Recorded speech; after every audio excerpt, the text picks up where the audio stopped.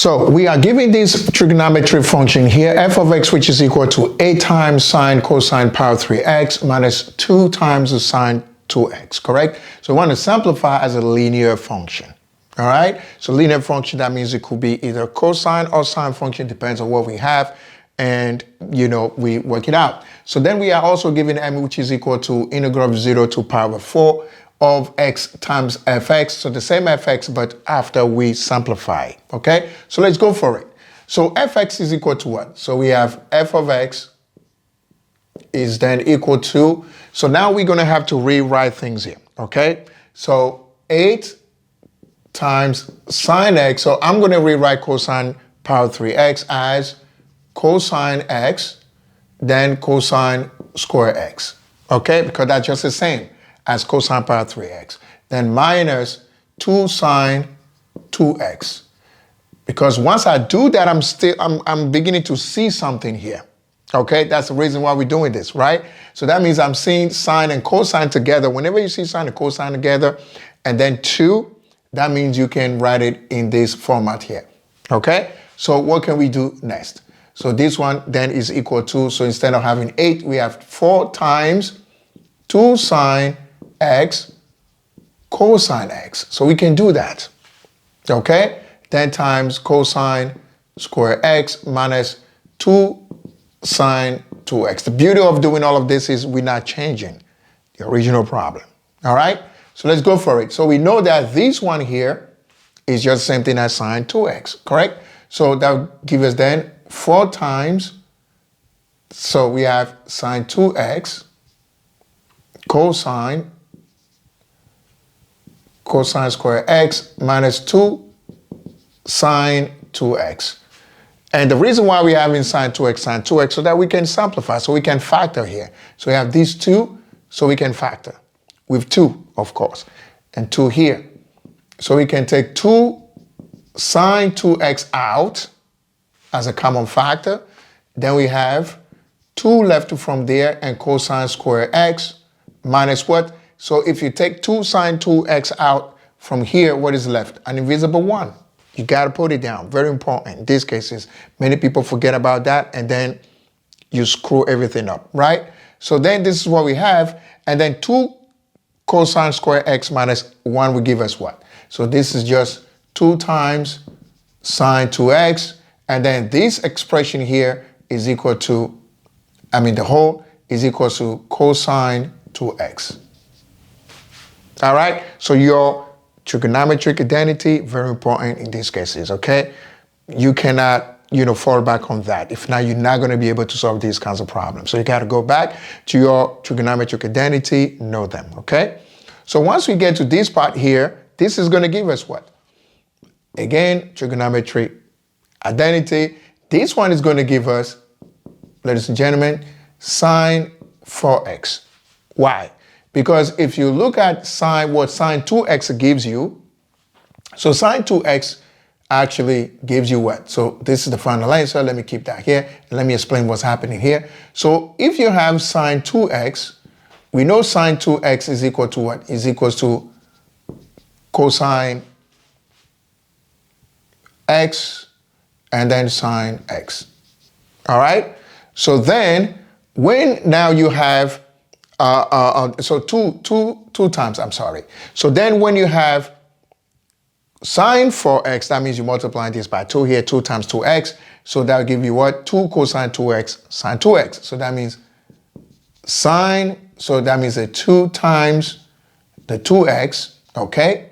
So that'll give you 2 times cosine 2x, sine 2x, because of the 2x, okay?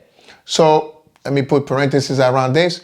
So then this one is what we have on the top, and then sine 2 times 2x is going to give us what? Sine 4x. So I'm just trying to explain to you, but we're just going backward.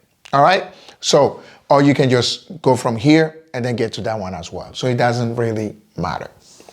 So that's the answer that we got for f of x, right? So now we're going to take it and then move it here.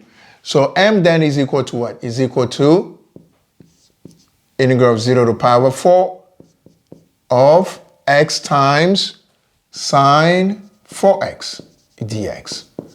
All right, so what property we're going to use here? So we're going to use integration by parts.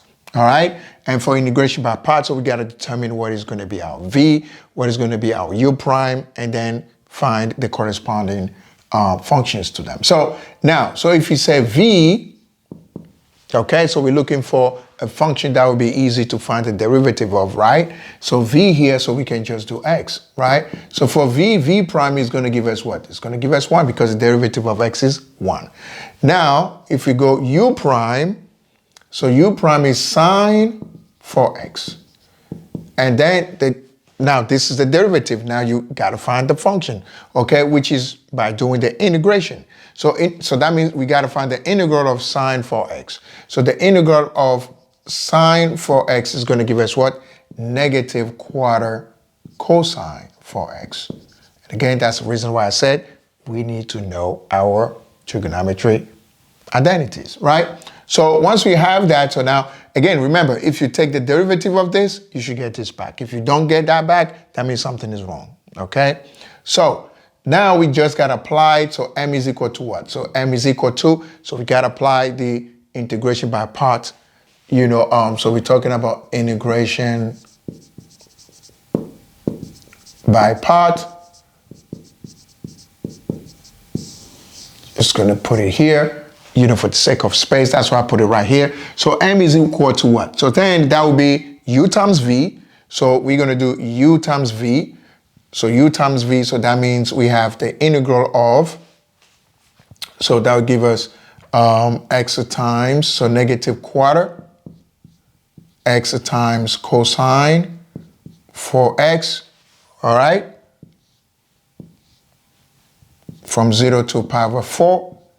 Minus, so it's going to be u times v prime, so u times v prime, u times v prime, so that's 1 times this one here. So negative times negative is going to give us positive, and then because you have a quarter, which is a constant, so the quarter is going to come out, so it's going to be integral of 0 to pi over 4 of cosine 4x dx. Okay, and then we continue here. So we got to find then this one here, pi over 4. Okay, so this is what? Negative a quarter. And then x is pi over 4 times cosine pi over 4, 4 times pi over 4. So 4 times pi over 4 is going to give us pi. So it's just cosine pi, right? And then cosine pi will give us what? So it's going to be times cosine pi. And then cosine pi is negative 1. So that gives us negative 1, okay? So 0 pi, so that's negative 1. And then 0 here, so once we have 0 here, and then 0 times anything will give us 0. So that means, you know, and then minus, careful, so minus 0, okay? For the first one here. So we keep this one. Then we go for this one here. So now we have a quarter. Okay, and then this one, cosine 4x is going to give us what? So here we're trying to find, we're looking for the integral. So first of all, the quarter stays out, and then for the integral, cosine 4x, so that would give us what? So that would give us, so we found it before, somewhere, so we did something like this before, so that would give us what? That would give us a quarter positive, quarter sine 4x. Then 0 to pi over 4. All right, so let's go. So here, negative times negative is positive. And then what's happening to this one here? So for this one, 4, that gives you 16. So that gives you positive pi over 16 at the bottom.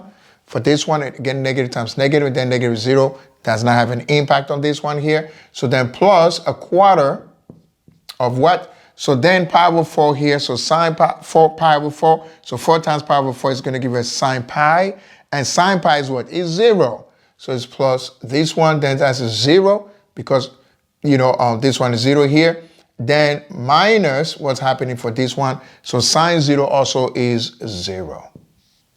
So quarter times 0 minus 0 is 0. So we end up having what? Pi over 4 is our final answer for m. So m equals to pi over 16. My bad. Have to be careful. Okay, pi over 16, that's what we have left. This one is 0, okay? And then this one is pi over 16, ladies and gentlemen, this is it. So you gotta be very careful when you do such a problem, okay, so you don't stumble on anything, all right? Thank you.